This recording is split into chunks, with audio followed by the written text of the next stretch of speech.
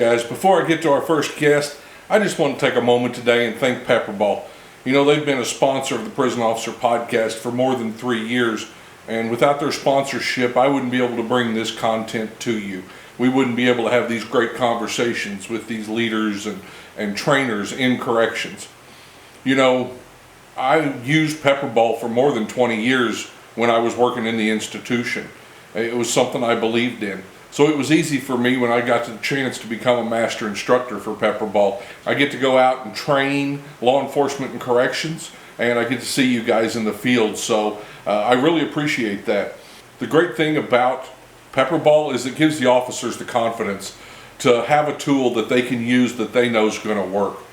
If you would, reach out to Pepperball, www.pepperball.com, and thank them for sponsoring the Prison Officer Podcast. And while you're there, see all the new things that are part of the Pepperball family. Well, hello and welcome back to the Prison Officer Podcast. My name is Mike Cantrell, and today I have a guest, Matthew Hyde. Matthew is a leadership strategist, author, and podcaster with a decade of experience leading high-pressure correctional teams. He's served as a correctional sergeant, CERT Commander, Mobile Field Force Commander, and instructor. He gained firsthand experience in managing complex operations and making high-stakes decisions in these positions.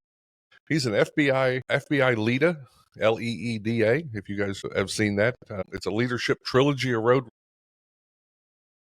I'm going to cut that out. He is an FBI LEADA Leadership Trilogy Award recipient and holds a bachelor in organizational leadership and an MBA in management from Indiana Tech. He specializes in translating lessons learned in corrections into actionable strategies for leaders in any environment, helping teams build accountability, resilience, and high performance. He's the author of a new book, From Rookie to Rank, and we'll talk more about that. He is passionate about empowering leaders to set clear standards, lead with integrity, and cultivate teams that thrive under pressure. Welcome to the Prison Officer Podcast, Matthew. Hi, thank you very much. Absolutely. I'm glad to have you on here. The people that listen to this podcast regularly know when I've got guests, I want to know who they are and how they got in corrections. So start me out at the beginning. Where'd you grow up and how'd your life progress from there? Yeah, so I grew up like right in the middle of Indiana, so nothing going on around us.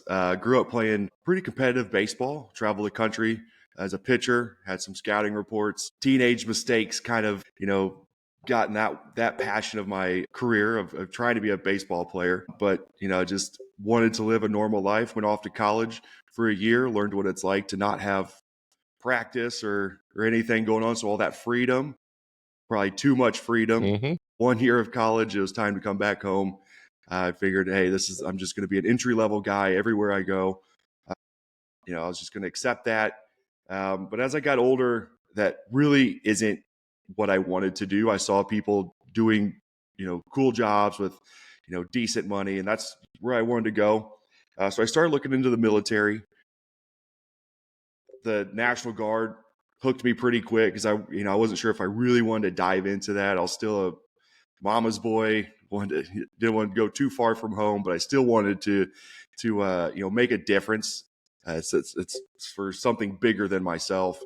So I went down to Fort Benning, 11 Bravo Infantry, made it all the way through. Training accident, shattered my arm. Still stayed in for about 5 years, but off and on, I had about 5 or 6 surgeries to try to get it okay. So a lot of my time was not really spent out in the field. It was spent helping the officers around or, the higher ranking sergeants. Mm-hmm. So that's where I kind of started noticing, what they were doing, what was working, what wasn't working. And it was really introduced me to, ego and different aspects of that. Got out of the National Guard, started working some odd jobs. I was selling like garage door parts for a little bit. And, mm-hmm. I just really wasn't liking that. So I had this dream of becoming a police officer. I was like, all right, well, let's start out the jail. Let's kind of see how that goes. Started off, I was hired as a juvenile officer at first, which is a totally different realm. If anybody's ever worked juvenile, that's its own right. craziness. There's starting to be some. That's not police or corrections. No, that is a different world. It is not the same. There were some cutbacks going on, and they were worried about maybe cutting some juvenile staff. So what the sheriff did was he allowed some of the, juvenile staff to move over to the jail. It's like, perfect. Mm-hmm. Let's do that. Fell in love with it right away. I was within like 6 months, I was already becoming an FTO. So that's when I really started feeling like somebody sees something in me. And Right. after that, Right. I really started to dig this passion of, all right, so somebody sees something in me and leading people and teaching people. I know what I'm doing. Let's hone in on this. And I just went 100 miles an hour there. So, Okay. So walk me back to the first time you walked in the jail. What was that like? What do you remember? What's the sights and sounds of, had you ever been in jail before? no, just Okay. for that, just for, I'm not built for jail. There's no way I would last a second, but I like having a key to walk out. But it was Right. different. Anybody knows, like, the smell is different. The energy is thick. It's either kind of calm or extremely hectic. And I think the first day I walked in, there's a dude like mule kicking a door, and staff's just like walking around like it's not a big deal. I'm like, what is this? And somebody's getting brought up. So I'm like, this is. They're like, this doesn't usually happen. Like, it was just one of those first days of like, whoa, dude. Right. But So how large was your jail? How many inmates did you guys handle? I think we could house around 500, maybe a little bit more if we needed to. Pretty good sized jail. Yeah, pretty decent Yeah. size. And we were, we needed an additional area. We were bunking three inmates to one cell, so the hostility was really high. We were kind of landlocked to what we could do. So we came in at a pretty hectic time. So maybe that was helpful once they did expand. But yeah, it's a pretty big jail and a lot of upset people. Yeah, people tend not to be happy when they go visit jail. Yeah, That's usually not a good trip. Yeah. some are. You'd be So surprised. you start. Well, yeah, there are some that show up. Hey, good food, a mattress, exactly. So you start off as an officer. Yeah, just right off as an officer. Okay. And what's your next step after officer? So I'd right into FTO. You mentioned. So I was, about 6 months in, I started training people, and then I wanted to learn more. And I figured the best path to learn more was to become an instructor. So I wanted to not just. Tell me about your. Yeah. I'd love to hear about your FTO program, because that's something that I've been dealing with a lot in the last year. Tell me about your guys' FTO program. When a new recruit shows up, a new trainee, what's the program? Yeah. So when I first started, it was just, hey, Hyde, here's a trainee for you today. And I haven't put my food down yet. Like, now I have a trainee for how many weeks? Like, I don't even know this person. Okay, I wasn't planning on training, but being an FTO and then offering my ideas helped out a lot, because we had some say.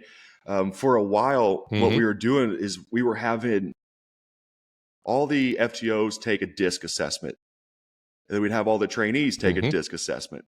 And that way we knew who to match up with, because you don't want like a dominant personality with a very analytical personality. Like me, very high analytical. Me being trained by somebody who's more of a dominant, just that doesn't, to me, they don't think anything through. So we would bash heads constantly, and that it didn't help our retention. So so we started doing that, and then we started having our officers go through an actual FTO certification course. Okay. Which there weren't a lot for corrections, but we were still sending them off to like law enforcement, which is fine. But I started to see these needs of like, we need a corrections based, because it's not the same. We're not stuck in a car with them for hours or weeks. We can at least weeks, months. Yeah, we can at least expand out and walk around and kind of, I don't know. It's just very different. But we're having them actually certified to at least, talk to other people, see what it's like to FTO. And then we had, maybe like a sergeant that would overlook the whole FTO program, and then match people and like work with the instructors, during the academy. How is this person acting? What do you think we could work on? Who do you think would match best with this person? So still very informal. I'm not sure where they're at today, but I know a lot of places are trying to advance the FTO program, because that's where the retention is. Yeah. Command presence. That's what I've been working on this year. We developed the coach, train, evaluate method for correctional training officers, which was a law enforcement one, but I took and revamped it, and we did our first class in Michigan last month. Got another one coming up, but Oh, that's great. yeah, when people were looking, there's not a correctional training. Well, there wasn't, a specifically correctional training officer course that talks about, what correctional officers need. The thing that's hard is the timelines. What was your guys' timeline? Because there is nothing across this nation as a set timeline. It's all over the place from a couple of days to a few months. Yeah, What was your guys' timeline? I think it was like 6 weeks. Okay, that's not That's bad not bad. from what I see. But I go places, they're like, hey, we need this person ready in 2 weeks. Like, but Mm-hmm. I know you want that, but Yeah. we don't know who we're getting. They might need more time. Or I think another issue is some people maybe don't pass FTO. And Mm-hmm. accepting that is okay. It's fine. It's there's a lot on the line. And if they don't make it through FTO, we can't just put butts in seats. We also have to be open to you didn't pass FTO. That you go to the road, you fail FTO, you're done. That's it. Corrections needs to be, if they're going to be held to a high standard or an equal standard, it seems like in court, then we have to do the same thing, because I know all of our guys would rather run short with a bunch of studs than a packed house full of turds. I don't know what, because they're just that's your backup. Your family relies on that. Mm-hmm. And if they can't pass FTO, that there's an issue here. So I think accepting that you don't pass it's okay. It's just part of the game. That's a great point. I won't ask you to answer for where you were at, but I will mention that, I talk to a lot of CTOs and FTOs, and the pressure they get from admin, from the sheriff, from the warden to get people through, sometimes if they're not the right person, and we all know it, but recruitment and retention is so high on the list right now. They're like, I don't care, push them through. I'll take them for a few weeks. And then I go to a class and I've got 3 different sheriff's departments in the same state there, and they're talking about a guy that they have all hired and fired in the last like 2.5 years, and this guy's just spreading hate and discontent where he goes, but they're not vetting him. And you're absolutely right. You hit the nail on the head. I'd rather have one person that I can trust than 10 I can't working with me every day. Yeah, and I think that you need to value what your FTOs are saying. Like if they're the one, Mm-hmm. like they'll be so honest. But if you're like, we don't, you hear it as like, we don't care about your opinion, get them through. You're like, well, then I don't care how well they're trained. But the one time that person screws up, the first thing everybody asks, well, who trained them? Yeah. You're Right. like, so yeah, he told you they weren't working. It wasn't working out, but they see it as like an attack where the FTO might be picking and choosing, but you've picked that person to be an FTO. So there's some level of trust and opinion in there. Value that. It's such an impactful part of leadership, is just listening and being like, hey, if you say so, but if it backfires, like, but if Right. you guys are saying so. Well, yeah, and I don't mean to be a little advertisement here, but one of the main things with FTO and CTO is the documentation. There's so many places that the documentation is, well, they were here today. No, we've got to document daily observation reports. What did they do? How did they do it? And for 2 reasons. One, we can justify why we kept them or why we didn't. And then 2, you've got that backup as an FTO when something comes, because there is liability with training. And we may talk more about that. Being an instructor and being a training officer, there's liability. So if you're in those positions, having that documentation is what protects you also down the road when this person does something that they weren't trained to do or that they weren't supposed to do. Yeah, and I don't know if it's like an undervalue of corrections, because at county Mm-hmm. levels, a lot of times the sheriff will pick like a road deputy to come in who's not dealt with the jail. So it's just kind of like they already have this view of the jail. It's like, no big deal, whatever. We'll just transfer people, but legally there's so much liability to it, because if the FTO is like, The same liability that there is for the patrol guys. exactly, it's the same courtroom, it's the same judge, it's the same Right. jury. So like, Same case law. what are we doing? So if you really want to protect yourself, and FTO is such a good start in leadership. Like if you want to learn how to manage people that you don't like, if you want to throw baby in the water, all right, you're an FTO. Like that, it is Sure. a hard job. It is not easy, and it's not meant for everybody. It's a big deal. No. So Yeah. that should be your frontline supervisor. Like do you have any FTO experience? Until then, we'd love to have you rank up, but maybe go FTO for a while and see how you can manage one person, let alone 20, Mm-hmm. Right. So how long did you stay at FTO? So maybe a couple years. Okay. Because and then you promoted? Well, so then I went to instructor, and a lot of times, so Okay. just to kind of not spread too thin, because I was already teaching the new hire academy, I didn't want to build a certain relationship there and then go to FTO, because FTO Hyde is not necessarily instructor Hyde. So, Mm-hmm. but I also want to open the door to other people. So if I'm taking on something already, I'll focus 100% on instructor, because there's still, I got to go to specialty schools. I got to go through a whole bunch of stuff. So FTO is just kind of like a foot in the Mm-hmm. door to show my interest. Moved over to instructor. And then, so it wasn't maybe a couple years in FTO. Right.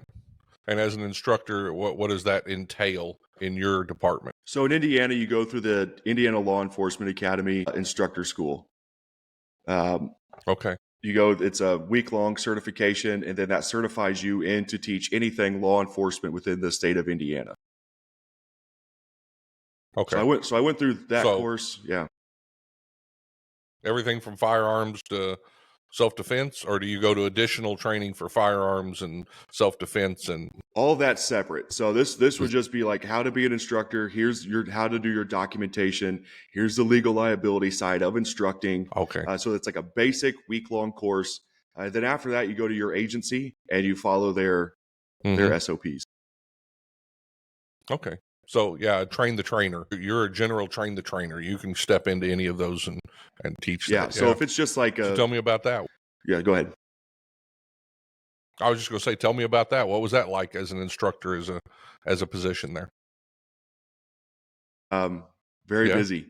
Working nights was difficult, because that, hey, we got these amount of people that need trained in this. Maybe pick a couple specialties, and of course, mine. I really like tactics, so I started out as a taser instructor. Started looking into more of the CERT side. Wasn't on CERT yet, but I think I was, maybe I was considering it. So less lethal. So I want to be an OC instructor. So I went through a training.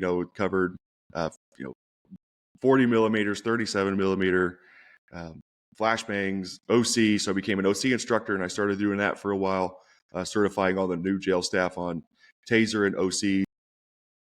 And a lot of it was scenario based. So it helped me expand my mind and kind of come up with these crazy scenarios for them to go through. So that helped out a lot. Being an instructor helped out a ton, because the only way to really know something is to have to teach it. And I knew that. So if I'm going to be the best at something, I need to know I should probably try to teach it, because now I have to be the master. I'm the guy. So yeah, it was very busy, rewarding, tiring. It was all the emotions. It's like, oh, geez. It's fun spraying the new hires the first few times. And then after that, it's just like, oh, geez.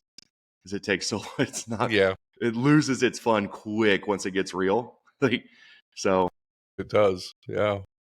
Well, it's cool. So how long did you do that? So 7 years. I'm still an instructor now. So just nonstop. Okay. So what'd you step off into? Did you go ahead and move into CERT?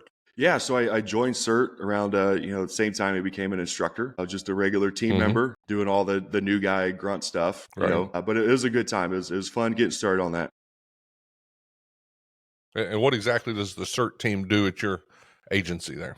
So CERT it was a county level. So we did all call outs. So it was cell extractions, riot operations, hostage rescue, high risk, high profile transports, really anything that essentially was to take liability off staff.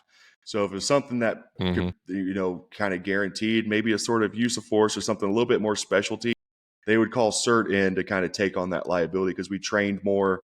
We had more, most of us were all instructors already, so we teach the stuff. Sure. So yeah, a little bit of everything. Full time or? Was it a full-time No, gig? I wish it'd have been a lot easier, Okay. but I mean, we were busy, but we still had to honor our shift. So Okay. So you went from there. I got here that were also the mobile field force commander. Walk me through that. yeah, so in 2020, our CERT commander went to the road. So we had a process, Mm-hmm. and I had no rank yet. I was like, all right, well, it's open to anybody on the team. So I went for it. I studied really hard. I worked hard. I went through the interview process, and the team's they're 25 years old at the time. So I became the first Mm-hmm. non-ranking CERT commander. So I had no formal rank whatsoever, and that's typically not what happens on that Mm-hmm. team. So definitely learned to navigate some emotions there. But that was 2020, so there were some riots and some stuff going on around the country, where a lot of agencies kind of just got caught unprepared. They had the tools, they had all the stuff, not one person trained in it. So they were just going to throw people to the wolves and hope for the best. But as we learned, that And they is a did. horrible idea, and they got caught. And so we didn't want to get caught. So the sheriff decided, well, since CERT already has the riot gear and they've trained in riots, let's go ahead and have them start a mobile field force unit. So we get an email saying that Matt Hyde is the mobile field force commander. So I looked at my jail commander. I was like, what is mobile field force? I have no idea even what Right. that is. He goes, I don't know, dude. So we Googled it, found out. I was like, cool, perfect. A couple weeks later, I fly down to Texas for a week to go learn how to take on riot operations and stuff like that. Come back, train my team, then end up training the agencies within our county. So the local law enforcement agencies were calling us up and then we had this big training, which I really wanted to unite everybody together.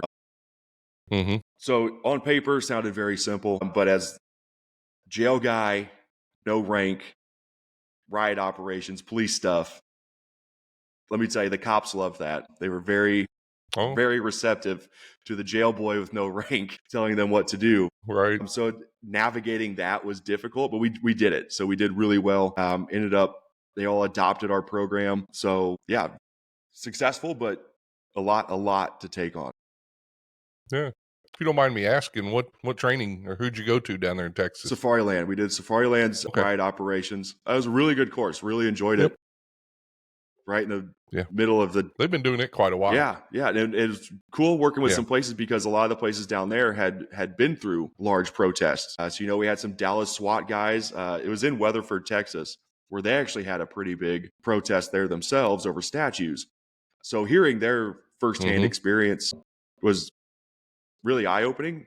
It was taught by some officers from Houston PD, who I guess they have over like 250 demonstrations a year. So they're very well versed in it. But yeah, the middle of a desert riot Mm-hmm. training, Indiana guy, I was not comfortable.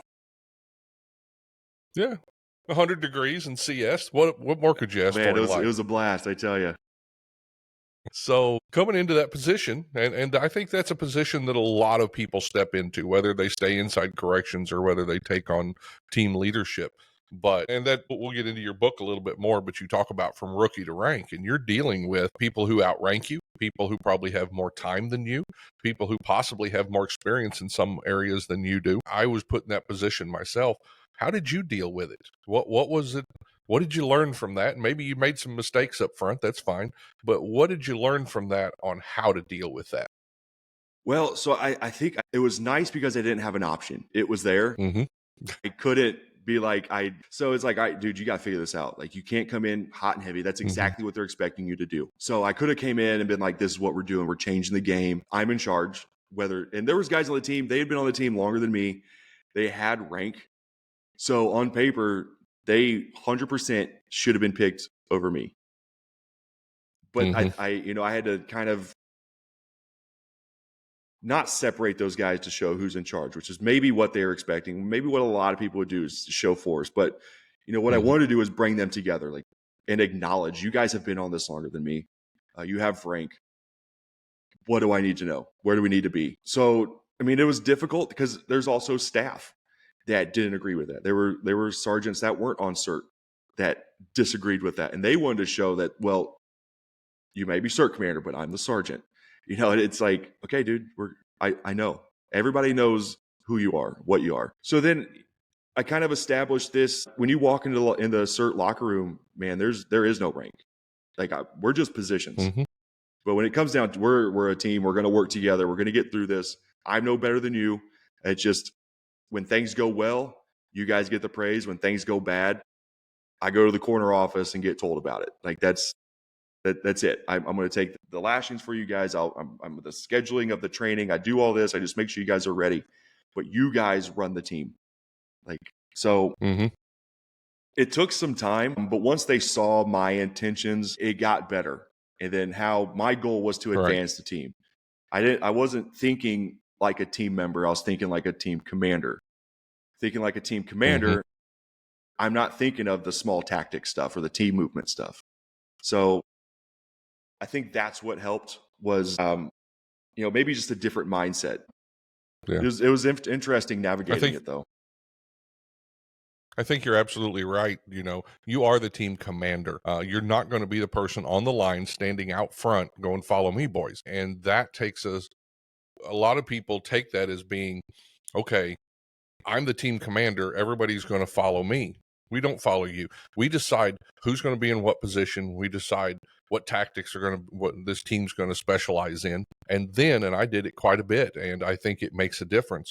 And then once we decide all that, now I go grab a baton, I go grab a mask, and I go stack up in the back of the squad. Those are the leaders. They're the ones that are going to be on there. They're going to be reaching out to that commander or that, the person with rank in a real situation. And yes, I'll be sitting in the trailer at the end of that phone or radio for you. But during training, nothing, I think, builds that camaraderie more than just to grab a baton and get in the back of the squad and do the drills, do the gas, do everything with the people, and they feel you as part of that team. But if we're always, and I had so many of those that would stand there and watch us, everybody go through the gas, and they'd laugh and they'd heckle and they'd do this. They never went through it. Well, there's no respect when you come out on the other side of that. No, That's my opinion. yeah, well, if I'm the one always making all the decisions, what do I need you for? Like if I'm the one with the weapon system, then I don't like, I need everybody and I need them to replace me. So I'm going to put you in positions to make calls like that. You're on this team. Just like we would bring on a brand new person. We had I established a pretty decent, vetting process. But once you're on the team, now it started. You need to bring something to the team. There's only so much we're going to teach you. Right. We'll teach you the basics, but you need to bring something. And if you're on this team, you're a leader, and I'm going to develop leaders and future sergeants and future jail commander, or like people that can think outside the box. And if you can't do that, if you need me to make every call for you, I don't need you, right? Like I've got my stuff going because my headset, I have all the high-ranking staff talking.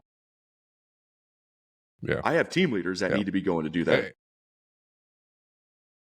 And the way to give them and grow them is to give them the situations where they get to make those decisions. And it's not just listening to you. Just listening to me isn't the best way to do anything. I need people out there who can make decisions because they're the ones with the eyes on. They're the guys who are facing it, who are seeing what's really going on, not having it relayed. Yeah. So, yeah. And I think it was important that I would have it to where, since I'm the team commander, I only really need to be communicating with the team leaders when it came to CERT stuff. Like if it was just, we could talk like very cool. But if you had a question about when's this or what's training or like what's going on, like you need to go to your team leader, not me. So I would kind of take that as like, hey, team leaders, why are your guys coming to me? Or do they not feel comfortable coming to you? Or because now I'm thinking, if we're in an operation, that's who you need to be talking to. So we're establishing that early. If you have a question, you go to your team. Like your team leader is your person. That is your team commander. And that chain of command helped out a lot because it, during a large operation, they would already be used to going to that person. So we were kind of instilling that. And I put a lot of value on team leaders and everybody else. And that transcends teams for me. If you're working a housing unit and inmates aren't asking you questions as an officer, you're not running that housing unit. If you're a sergeant and your officers aren't asking you questions, then you're not looked at as a leader. So I think that transcends teams. That's corrections as a whole. Yeah. And there's for me, training, it might have sounded very like, nitpicky or don't talk to me, but really I'm just training you to use, like, chain of command is one, not optional, obviously, but it teaches a lot more in leadership. So just, you know, knowing who to go to next is always, I don't know. There's a lot more to it than just the nitpicky stuff. Yeah, and I think I mentioned a couple episodes ago when I was talking about leadership, it also gives the person in charge the opportunity to fix that problem. If you go past them, if you skip them, they don't have the opportunity to take care of that problem. They don't have the opportunity to make decisions. They don't have the opportunity to bond with their officer. So yeah, I'm a huge chain of command. Yeah, and I think a lot of people, they want people to come to you even if it skips the person. Like, oh, we're open door. Like, yeah, but I need them to also handle it. Like, that's their gig. Right. I don't mind helping you if they're not here or whatever, or if you don't feel comfortable, there's something, then there's more to that. But you need to go to that person. Right. That's the next in line. Yeah. Yeah. So apparently you're made sergeant. Yeah. Yeah. So When did that happen? I had tested the first time and I failed the test. So the testing process was like, read 4 or 5 books, read all policies, procedures, take a Can I ask which books? man. I'm always interested in what leadership books. Do you remember any of them? So I mean, there was one. It was like basic corrections, case law, and stuff. And then I think John Maxwell's Okay. 5 Levels of Okay. Leadership was one of them. No. No. Yeah, I don't remember because I took it twice, so I've Okay. read a lot. I had to read a lot of books. They were good books, like they were decent. It was just a Okay. lot, I had not, I've been COing for a while, not really reading books. I'd read some Jocko stuff and listened to the podcast and stuff like Right. that. But then to take a test, like, man, I haven't taken a test in forever. I don't even know what to do anymore. So I Yeah. missed it by like 2%. And that's Right. in the middle of me being CERT Commander. So that was, pretty embarrassing, battling that. Because like, oh, this CERT Commander can't even pass. Yeah, it's a test, man. Like I'm still leading people. Sure. But then I take it the second time, and I pass. I get put on the list. At that time, around 2020, I was working video courts because of COVID, which helped out because I was taking on mobile field force and CERT, and there's a lot going on. It was hard to do it on shift because then I'd have to do it at home. So the jail commander, they needed somebody to run their video court systems.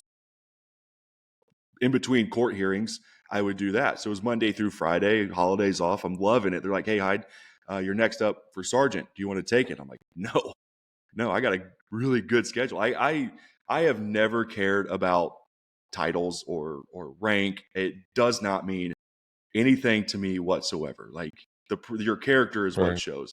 And I know I'm a good leader. I don't need a label or a sergeant label.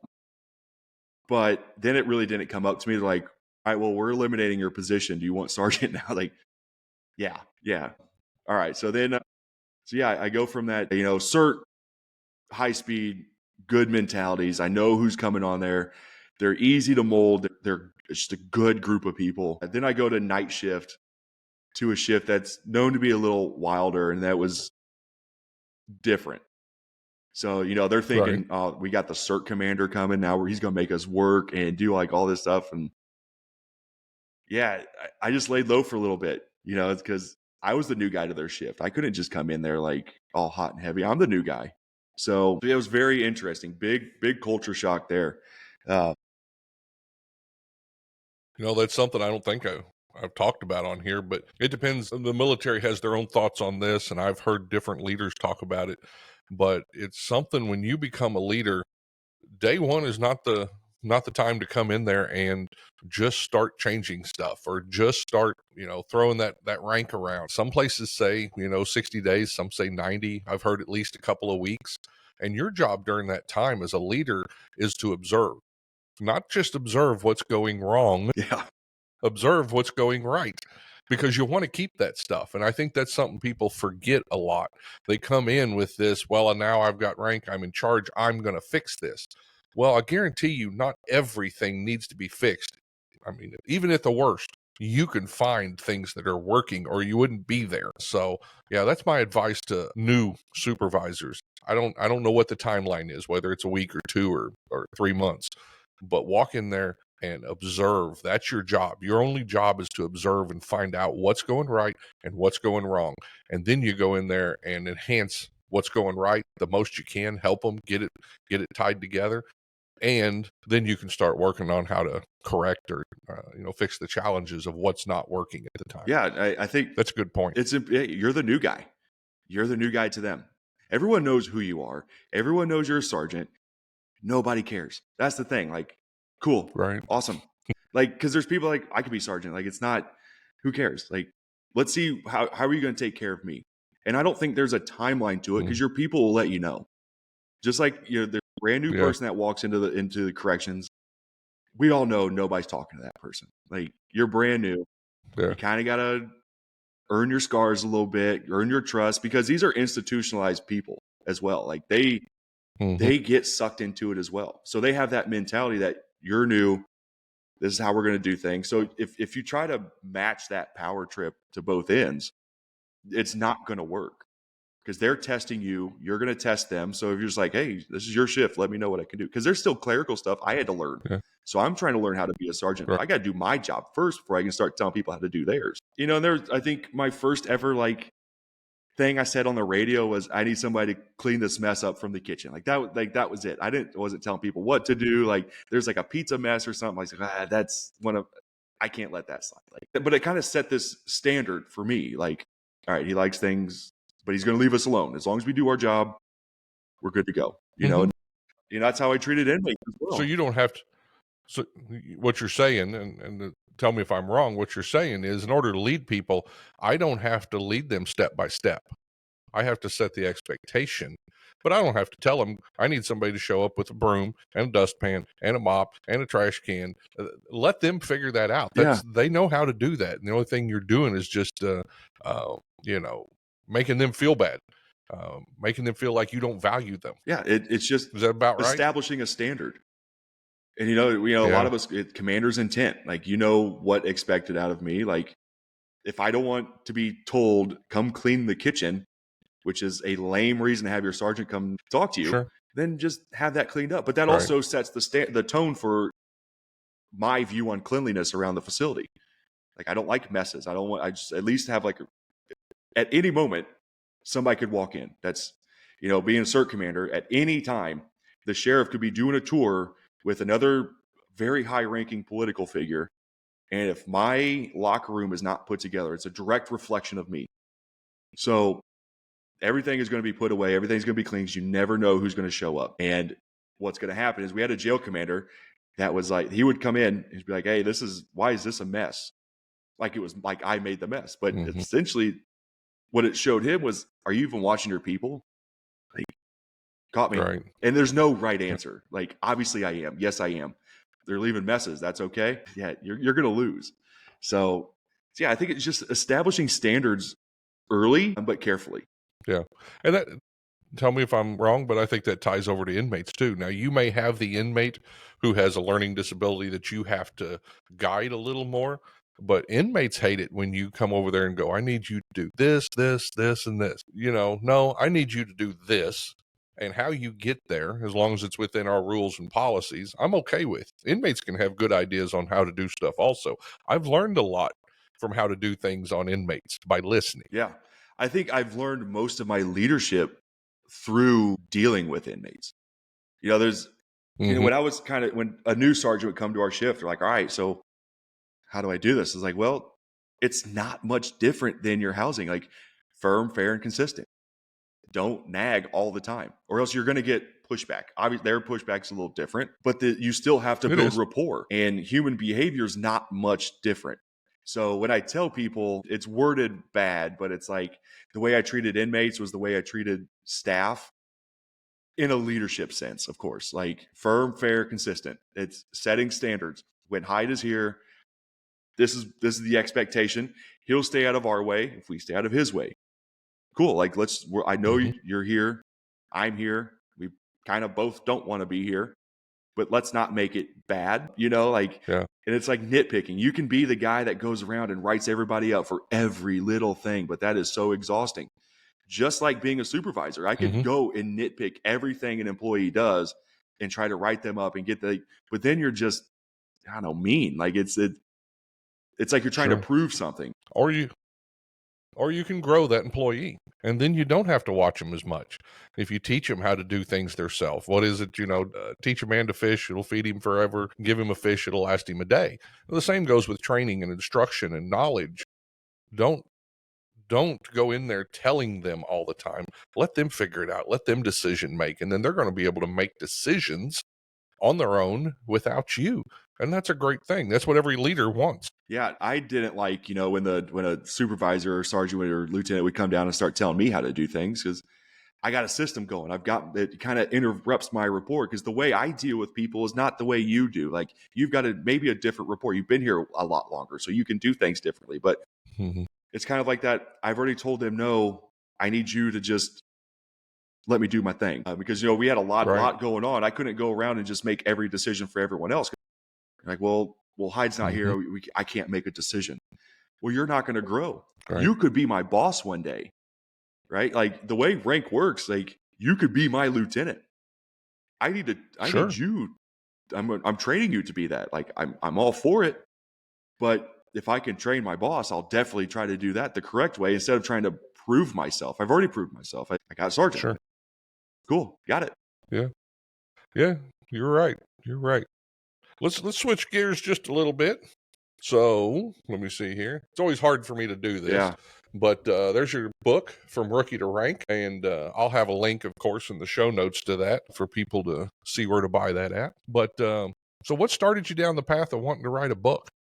Yeah, so I really started studying leadership. It was like human behavior and human, just how the brain works has always been really interesting to me. And the more I studied leadership, the more I would get kind of frustrated with maybe people's view on it, where everybody, like, if you're in a ranking position, you're now a leader. You're not. Like, Right. a leadership is an action. You may be in a leadership position, but it's how you treat that position. If you're going to be authoritarian, if you're just going to call yourself a leader, and then there's people that are like resume leaders. They go to all these different leadership academies, these little 3-day courses. Like, well, I passed this, so obviously I'm a leader now. Like, but now go take care of why you're losing people. Your retention's horrible. Your staff is not. There's maybe some things going on, and so you're not actually leading people. So I think it was a good way for me to kind of get some emotions out as well, just my view of things. And there's not a lot of corrections based. It's out there, but I kind of want to go against the mold. Not so much rah leadership, just kind of my view and my experiences, and then hopefully people can kind of translate that to theirs, because I truly care about correction staff everywhere. And if I can maybe simplify some things, then that's why I wanted to do it. It worked for me really well. And I wanted to kind of just put it on paper and, kind of spread the word. So yeah, it was a bucket list item for me. I just gotten done with my MBA. I was like, well, I can do a doctorate and do a dissertation, or I can be cool and write a book. It's like, not a lot of people get to do that. So like, let's do it. It'll look cool. Okay. I will mention one way to find this. If you go to www.theprisonofficer.com, when that page comes up, I have a list of correctional leadership books there. There's a button, click that. Matthew's book is on there, along with several others. It's something I'm trying to collect into one place, because you're right. 5-10 years ago, there were like maybe 10 books. Yeah. Maybe, and now corrections is getting a little bit more. We've got a few podcasts, we've got a few books. We're talking about corrections more, and not about. People keep trying to, and I get emails every week.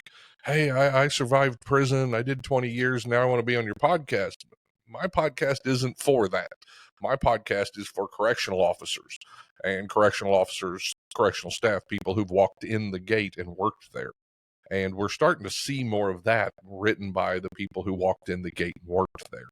And I'm really glad to see those stories coming out, and these books on leadership. So I think corrections just painted differently. Like, everything's TV. So it's the 60 days in stuff that that does not reflect corrections staff at all, or any sort of show kind of glorifies the inmate. Then you watch Cops and it's glorifying the cop, or like there's nothing. There might have been like a show, but even then, I don't watch them. My kids love it. My wife's always like, "Is that how it is?" Like, it's so different everywhere. Like, I have no idea. But a lot of times it doesn't paint the officer very well. So I think it's great. And, and this community is growing.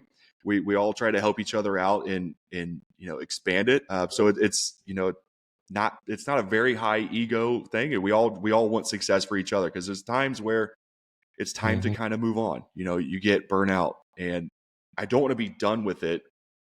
So I want to help. That's how I get through some of my, I guess traumas or whatever that I've collected along the way. Sure. And if I can help somebody else out through mine, then and I think that's kind of the mentality of all of us, is we always want to help, and it's a very tight-knit group. Yeah. I mean, I retired 5 years ago. I could have planted a garden and put a big hat on and, raised peppers, but I wasn't done. When you get to the end of your career, or you get farther in your career, and you get to make a difference with people, and you get to help corrections as a whole, there's a lot to that. And I think you're right. It is cathartic. It has helped me putting this stuff down, putting it on the podcast, being able to talk about it. It's helped my family. We've had an open conversation about, what they put up with for years. And I wasn't always the nice person when I came through the door after a shift. So we've had those. Oh, yeah. But let me get back to your book. I've got a couple of things highlighted that I read in here, and I thought they were interesting. I want to have you expand on these a little bit. One of the chapters you have in here is leading through change. And the little sentence that caught me was, people don't resist change because they're lazy. And I think that's the thought that people have about why they resist change. It says people resist change because it challenges what they've already mastered. And I thought that was a pretty cool sentence. Expand that on me and talk about that. One thing I think every leader should try to learn is how to lead through different generations. Mm-hmm. You talk the way you hear things from like a 25-year vet, and how they talk about, oh, we've done it for years like this. We used to just do this. And I think it challenges their thought of being the new guy again. So they know everything. You're a brand new guy. They know everything. They've been through it. So now here comes this change that, they either quite don't understand or don't understand, because they're going to have to learn something again. And I think that challenges a lot of people, and it hurts their ego, because they don't see the sense in it. But yeah, I just kind of watching the behaviors of people, they see like, why? Like, I don't think it's laziness, because they've been dealing with change forever. Change management and corrections is so fast. But yeah, I think it just makes them feel like the new guy again. And that kind of hurts their ego. Instead of being open and knowing that's part of it, they're going to have to ask the new guy a question. Like, what does this mean? And a lot of times they don't want to do that, because I don't go to that person for that. They come to me. Yeah, that's just kind of been my thought of it. It's a good point. I did an article for American Jail Association called Reverse Mentorship. And I think there is something to be said about letting, the new generation teach the older generation. And this isn't the first time this has happened. When computers came in, because you're talking to a guy here that started out with typewriters and carbon paper. I've been around for a little bit. So I saw many changes. I went from lever hauls to having a board with our own toggles to call and control to open a door. So change has happened in my career. But we did that during the computer era when those came into the system.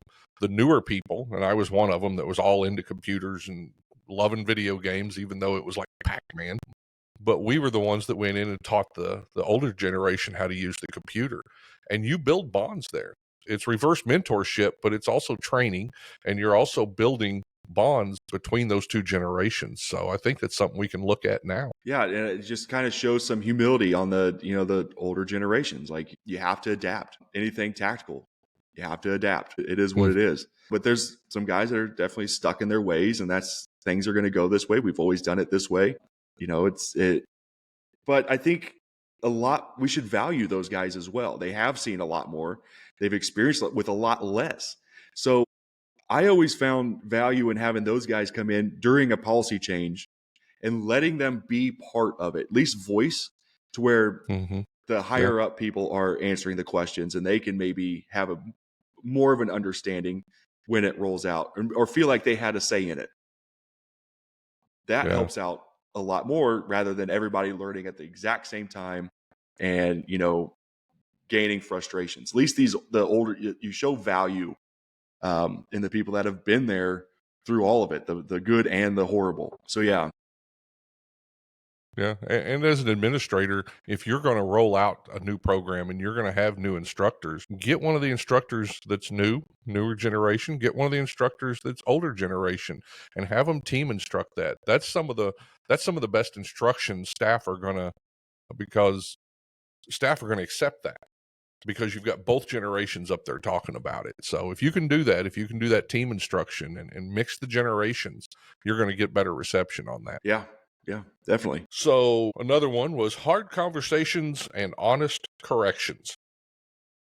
Disengaged staff don't improve, they disconnect. And more importantly, they may recruit others to join them in disengagement. Isn't that the truth? Yeah, stuff spreads quick inside, and especially emotions. And if, newer staff or staff that are trying to fit in, they're going to have to follow the path of everyone else. And if it's disgruntled, then that's going to be that's the culture. Unfortunately, that's, it's hard for a lot of these guys to not, or, to not wear their emotion all the time. But Mm-hmm. yeah, negativity spreads just like anything else inside of a facility. There's no secrets.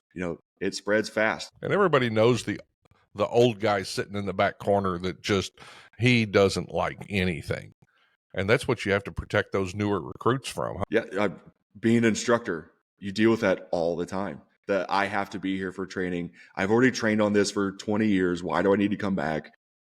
Because it's legal liability. Because when the courts ask the last time you were trained in this and they say 15 years ago, that's not acceptable. We need to do it all the time. So you need to know that. But that's the person that'll say, you don't need this. We don't ever use any of this. And then they start like, now we're just kind of making stuff up. And, it spreads so quick. And yeah, the negativity. That's one thing I don't miss was, annual training or whatever you call it, where you're at. And you go in there as an instructor and the back half of the room has newspapers and Yeah. their arms crossed and this look like, let's get this the hell over with.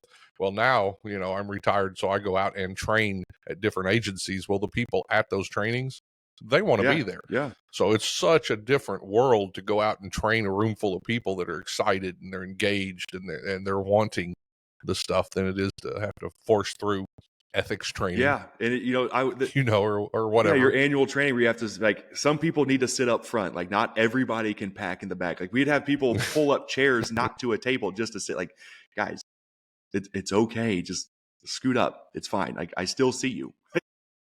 I see you back there. You're there. But that kind of showed people, like, I don't know, that maybe they're special. And that's, maybe I just looked at it a little bit differently. Like, why do I have to sit up here? They get to sit back there. Like, how do I earn my spot to sit wherever I want? So it's like regulating that classroom. But yeah, you could tell they didn't want to be there, which showed everyone else that's, but you have to be there. Like, I don't know, you join this job, training's a thing. You're going to train a lot, or you should. Yeah. There's places that have none. Sure. So yeah, we're doing double than what we need to. So yeah, not everybody sees it like that though. I'll tell you, when I made my lieutenant, this was one of the craziest things. So there were a couple of lieutenants who weren't good lieutenants, and they decided to take me under their wing. And so all three of us, it's a big enough agency that all three of us were going to annual training together that, week. And they both came up to me and said, you need to sit on the front row. And I was like, so that, we can show people it's okay to sit up in the front of the class. And they said, no, because if you sit in the back, you can see what people are doing wrong and you'll have to report it. It just blew me away. Avoidance. That was the way they looked at life. Yeah. If you don't see something bad, nothing's happening. But I think that's kind of a facility's mindset. Like, don't look that way. It's just but that's the opposite of what I don't want to get anybody in trouble, but people need to not get No. themselves in trouble. Like that's, but you've created a culture that where if you just don't do it in front of them, it's you're good to go. But God, that's a Yeah. lawsuit, man. Sound advice though. That's hilarious. So here's one you and I have in common. And I don't really have anything highlighted, but I felt a lot of what you said, and that is leading through a difficult administration. And I did that a couple of times. Yeah. That was the most challenging part of my career, where a couple of administrations who they didn't like the people who worked for them, they didn't like themselves, and they made the world miserable. But what was your experience with that, and how did you get through it? Well, in a county level, it's politics. It's very political. So I mean, it's a different animal than maybe a prison where that's a hired position. This is an elected position. So there's a lot more to it. There's people run against each other. There's I don't think many sheriffs quite know what they're taking on when it comes to jail. So a lot of egos, a lot of let me prove myself. Making decisions without necessarily speaking with the people that are inside the building, kind of what's best for them, or here's money cuts, or how can we get patrol this? We take this away from the jail. I don't know. It's just all different types of stuff. And then it's sometimes you just don't like the administration, and they know that their people are kind of turning on them. So instead of leading, it's a show of force. Like, well, I'm here. And it's kind of universal. I thought that was like kind of a topic that a lot of people could, that might be dealing. Like, I don't want to just start talking about things that I think it's something everybody faces or has the potential to face. Yeah. So I lost myself for a while. Yeah. I fell into we're getting picked on, and I was trying to avoid getting in trouble. But what I discovered, and you talk about it in your chapter there, what I discovered was that was when the people under me and around me needed me the most. And so I actually learned that I could not ignore what was going on above me, but I found out that wasn't as important as what was going on around me and below me. Those people had a lack of leadership. And when I checked out, they had an even more problem with lack of leadership. Yeah. And, I think during that time when I think what I came to the conclusion was I needed to be led. I was so busy leading I had nobody leading me. Right. On the people that I trusted. Like, I'm trying to take care of my team. I'm trying to do our job to the best. I'm trying to not show so much frustration to them because it spreads, and I need them to know, because if I freak out, they're going to freak out. And I don't think people understand, the amount of weight you take on, when you take on like a CERT Commander role or, stuff like that, where you are dealing with the top, and it becomes budgets and numbers and not so like, yes, the mission's there, but there's a lot more to it. So I lost myself quick. I was so protective over my people, and I got into this mindset of us versus them, patrol versus corrections. I think that is a lot of places. Right. And I wanted to protect my guys, and it got viewed a little differently from the above. It just had a negative outcome. And then in my head, I was just thinking, man, at that time, I needed a leader, and nobody was willing to do that for me. And maybe a leader could have slowed me down, or like, hey, man, you need to check yourself here real quick. Like, this is probably not a good idea. But people were fighting for positions, and I kind of just, I don't know. It's crazy. Yeah, and you're right. I as I travel around the country teaching jails, I see such a discrepancy between one end and the other. You do have sheriffs who come in and they hire a jail administrator or an undersheriff and say, "Hey, jail's yours. I don't want to hear about it." Because it is where it's where their money's going. It's where their problems are. It's all of that. And then I'll go other places, and I hope they don't mind me speaking about it, but I was teaching up in Ingham County, Michigan, a couple of weeks ago, and I was so excited. The sheriff came in. I'm teaching the correctional CTO class, and the sheriff came in 2 or 3 times, and he wanted to know what they were learning. He was engaged, and he knew everybody's name. It was exciting to see that type of sheriff who really cared about his corrections. He'd spent the money, of course, to bring in good training just for his officers, made schedule adjustments so that a bunch of them could be there. And so that was exciting to see also. So, yeah, there's both sides of it. You're right. I don't know what the difference is, where they came up, patrol, corrections. I don't know, but there is both sides of it. Yeah, I think it's, a lot of times the sheriff will hire somebody that is from patrol to run the jail, and that they're trying to learn that. I've So seen that too. I'm seeing a lot more places maybe hiring somebody like a lieutenant from a jail to start, because they already have an understanding of all of that. It makes it easier on the staff as well, because we can continue to lead. And I think that was the main focus of that chapter is you still got to lead, man. Like, you still got to do it. So we lead anyway. It's just a little different, a little bit more careful. Think tactically, So Sure. we still got to lead. We still got our people. Their people depend on you. So I just kind of felt like I was taking bullets for them all the time, but I would do it all the time. Like I said, I was there to be the whipping post, to protect them, to save them. I call it the shield. Yeah, no, literally, you literally feel that. Like I am getting rained on right now with all these problems, but I'm like, hey, we're good. I got this. You guys, I need you to go do your thing. But if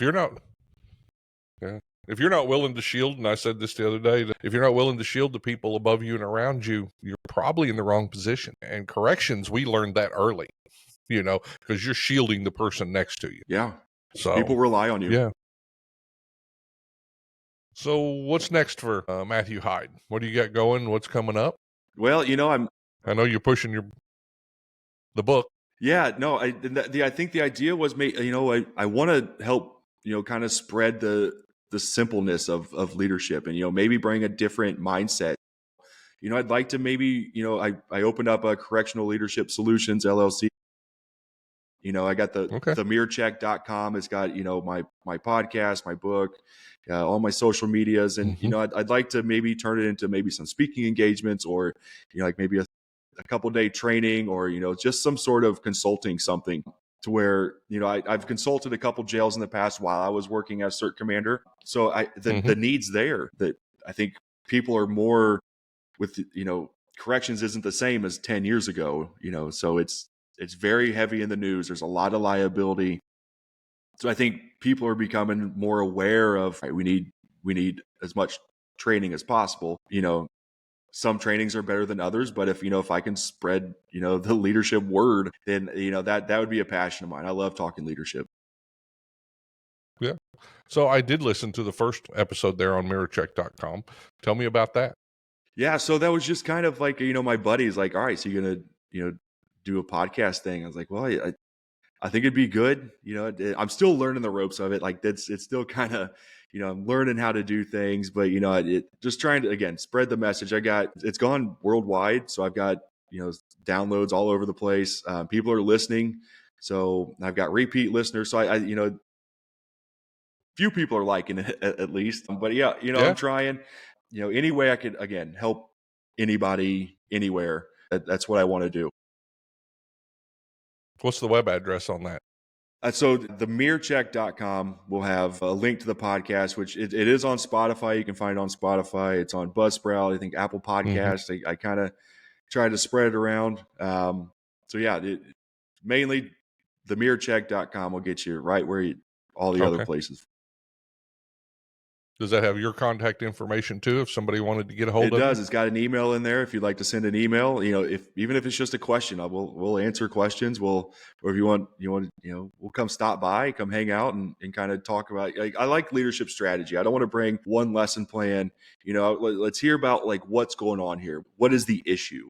Sure. And then what can we do to work through it? But then you also have to be open. Like, understand that this might be your doing. So how are we going to unravel this? Like, we got to take a step back. And I think, but it's just like anything else. It's a good first step to reach out, and you don't want to silo yourself. I'm seeing that with a lot of places. They silo themselves. Like, we know everything. We've got the trainings. We have our own academies. Like, we'll do it this way, but sometimes just hearing somebody else's view, and again, it helps me as well, and how I can maybe help someone else. Like, hey, this place is going through this. I never really thought about that. Let's break it down. Let's figure this out. So yeah, it's just us helping each other out. And if I can talk leadership with anybody anywhere, I'm in. Sounds good. I'll put all that in the show notes so that people can find the link to that and get to your website and find your book and ask you questions Yeah, I if they've appreciate got it. them. So I sure appreciate you being on the podcast. Thank you so much for having me again. It's really cool. It's a really cool community that I'm still new to it, but everybody's been so nice and very helpful, and I'm doing what I can to help everyone else. So it's a very cool community to be a part of, and I'm excited to watch it grow. Excellent. Hey, you have a great day, and we'll see you soon. Thank you. Hey, before we go, I'd like to take a minute to thank one of our sponsors. Omni Real-Time Locating System is a company I've been working closely with for years. I'm proud to be a part of this innovative team that's developed the best real-time locating system on the market today for your jail or prison. Omni's PREA-compliant real-time monitoring technology is the very best way to track and record your inmates' locations, their movements, their interactions throughout every square inch of your correctional facility. Imagine getting an alarm the second an escape happens, or an alert that lets you know when an inmate's heart rate drops below a set level. To learn more about Omni, go to www.omnirtls.com. That's omnirtls.com. Or you can click on today's show notes to get in the information guide. Omni Real-Time Locating System is a powerful tool specifically designed for the modern correctional professional. If you haven't done so, please take a moment to like my podcast, or better yet, hit the subscribe button so that you'll be notified when the next episode comes out. Thanks for listening, and let's be safe out there.